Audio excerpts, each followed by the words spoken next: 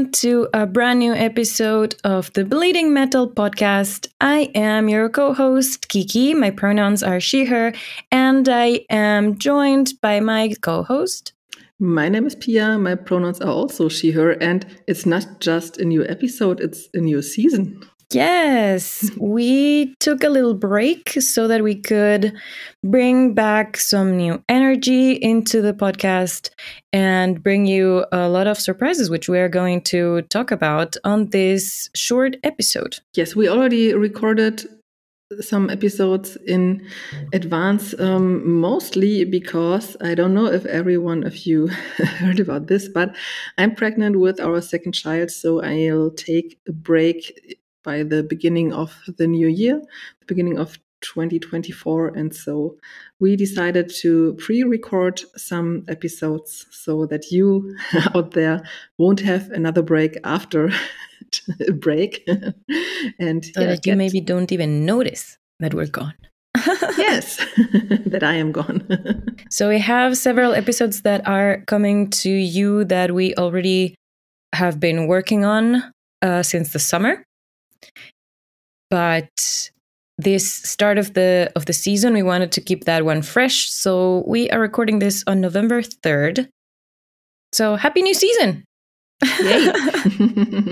So what have we recorded already? We had a very cool episode with Lindsay Schoolcraft. That one's going to be online this month.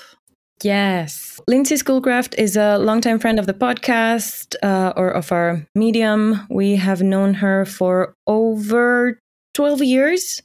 Mm-hmm. And we have had her in several talks, which will be linked in the description of the upcoming episode, when you finally listen to our latest talk about artist burnout. Then for December, we talked with Simon McMurdo. He wrote a book about Nightwish, about the lyrics or about the songs, about each and every single song that Nightwish ever released, covered, or whatever.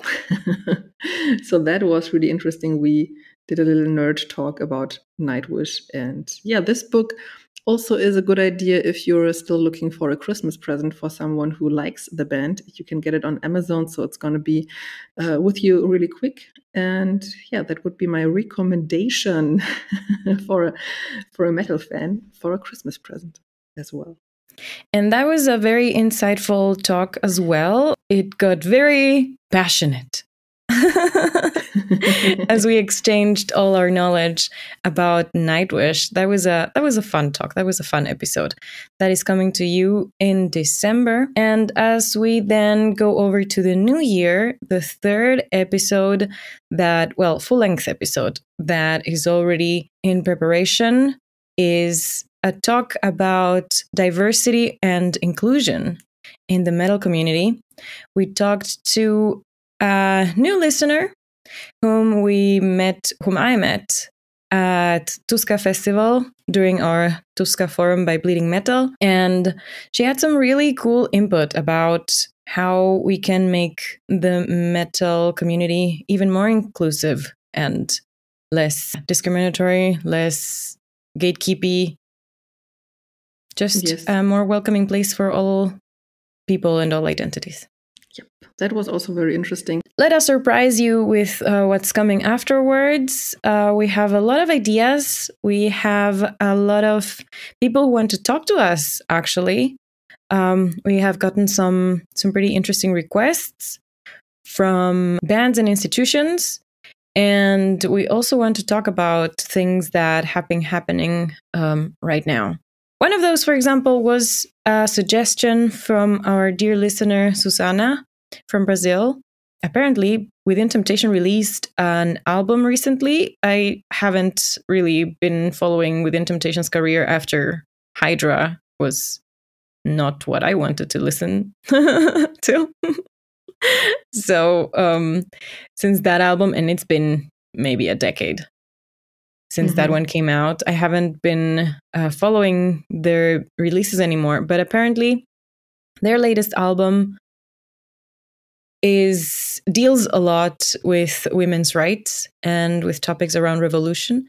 And apparently, Sharon Donato, the amazing singer has been getting a lot of backlash from that. And people on the internet have been telling her to leave politics out of music, which is exactly the opposite of what we tell bands all the time. Yes. I would love to have Sharon on the podcast. We only have had one short interview with her in the past. So that would be a dream come true. And yeah, we're working on it. Yes. What I know up until now, I think we haven't talked about that in a while, is we're not sure yet what will happen to our bonus episodes. Maybe there will be one, maybe not. In the past season, I think we had one bonus episode per month.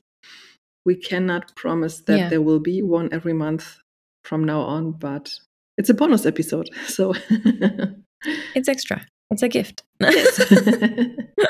We will see.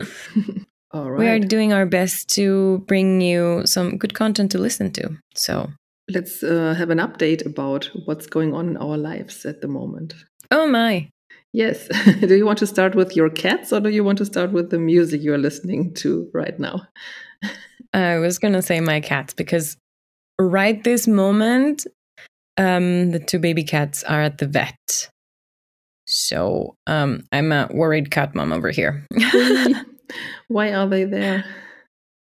Okay, so I don't know if people know, but back in 2012, my partner and I adopted a little black cat called Stinky, and then we adopted a little sister for him called Pinky, and then we had them for over 10 years, and Stinky passed away this summer.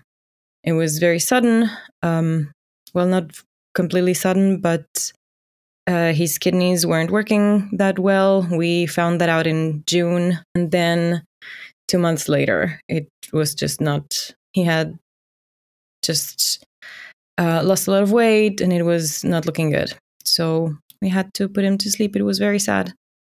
And our other cat, Pinky, was going crazy alone, and we were also going crazy without a cuddly cat. And so we adopted two baby cats called Nix and Nox, and they are 4 months old, 5 months old.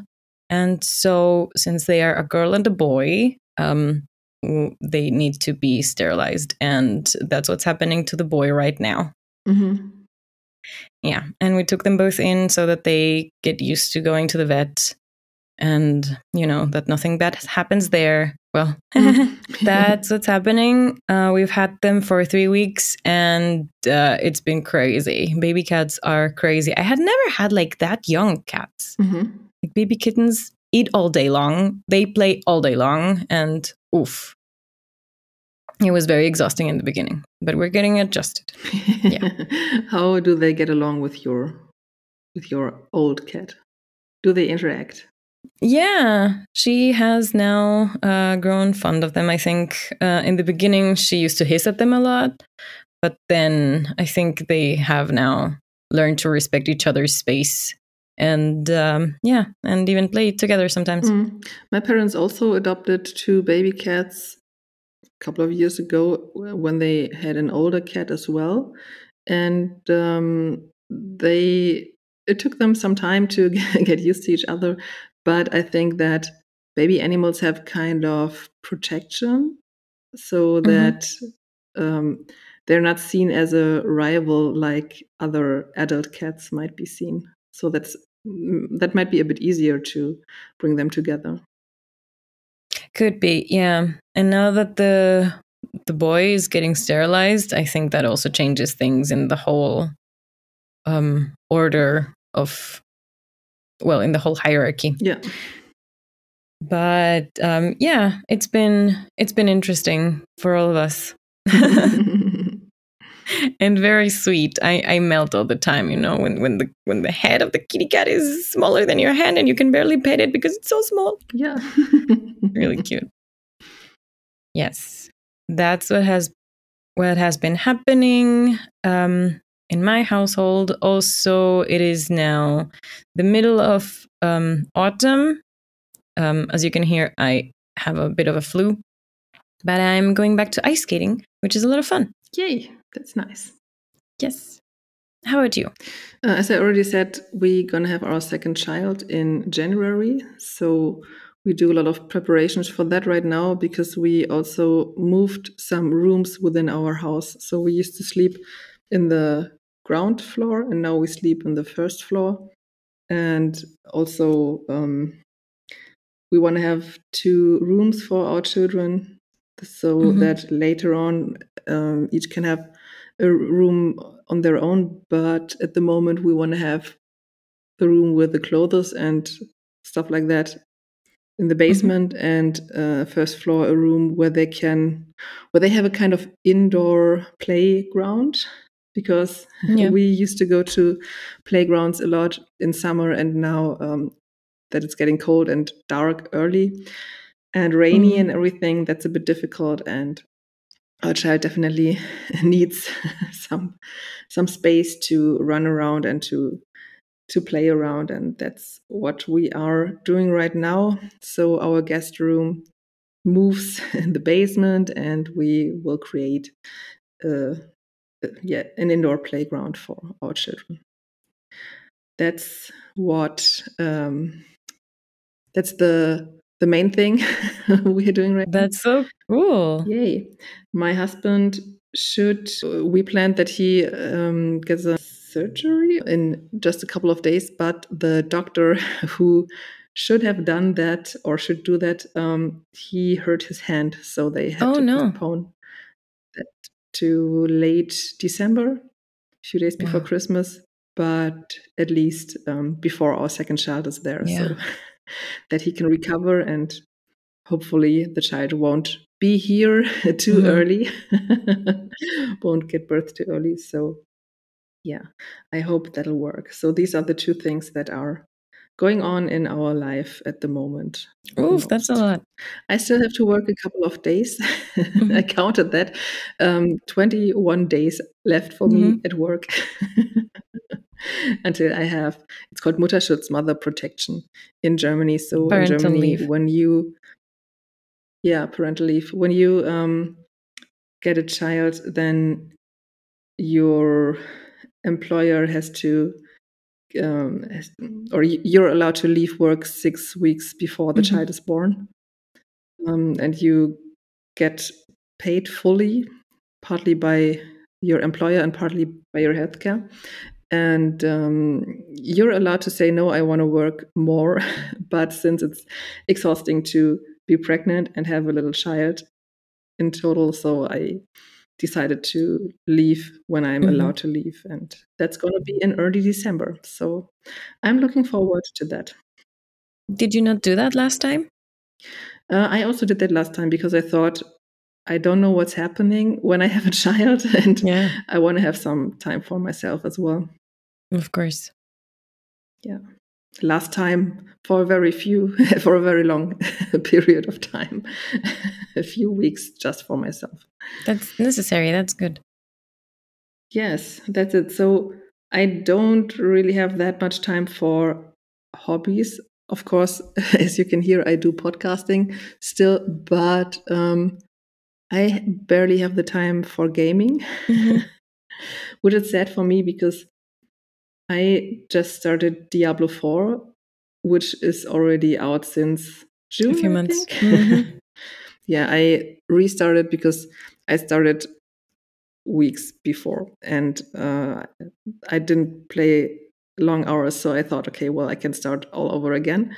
And it's been a couple of weeks since I played it the last time, so I hope that I will one day find some time to continue the story, to finish it at least once. And there are so many cool games out there at the moment, like Final Fantasy 16, which I would like to play, Spider-Man 2, and also the Pikachu crime game. That sounds very interesting for me, and I would also like to play that one. And there will be another Pokemon DLC out on December 14th.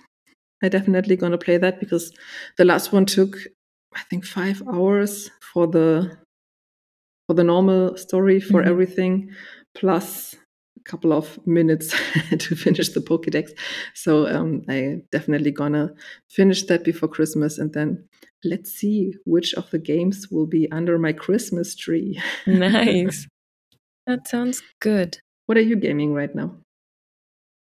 Me, I am in my private time. I'm still playing a lot of Destiny 2 with friends on my Twitch channel.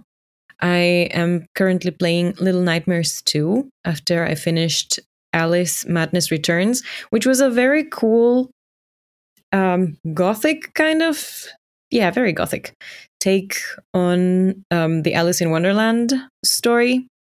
It's a sequel, so the story was actually a little more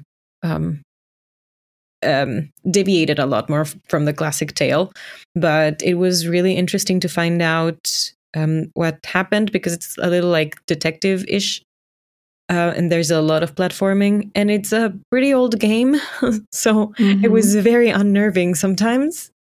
I developed a hate-love relationship with that game because it was just so frustrating. The mechanics were really frustrating at some point, like at times, but it looked really nice, and the story was really interesting. So I liked playing that one, and yeah, since I finished that, I started playing Little Nightmares 2. That's also a sequel. Little Nightmares 3 is coming up next year, and it's apparently a co-op. So I'm very excited about that one. And I'm also close to finishing Biomutant, which is a game I stream on a different channel, the Women in Games channel, where different, as the name says, female gamers get showcased. And we do a lot of charity streams there as well. So I'm going to link that channel in the show notes. Before we go over to our next topic, I also wanted to mention that on my Twitch channel, we do once a month a music stream, which is called Heavy Friday Metal Chats. We watch the latest metal videos, and sometimes people also suggest non-metal videos, which is fine. And we talk about them and recommend music to each other, and that is pretty cool. That will be happening. It happens always towards the second half of every month. And last month we had 2 music streams because a friend of mine was very adamant in recommending we do a Radiohead stream together.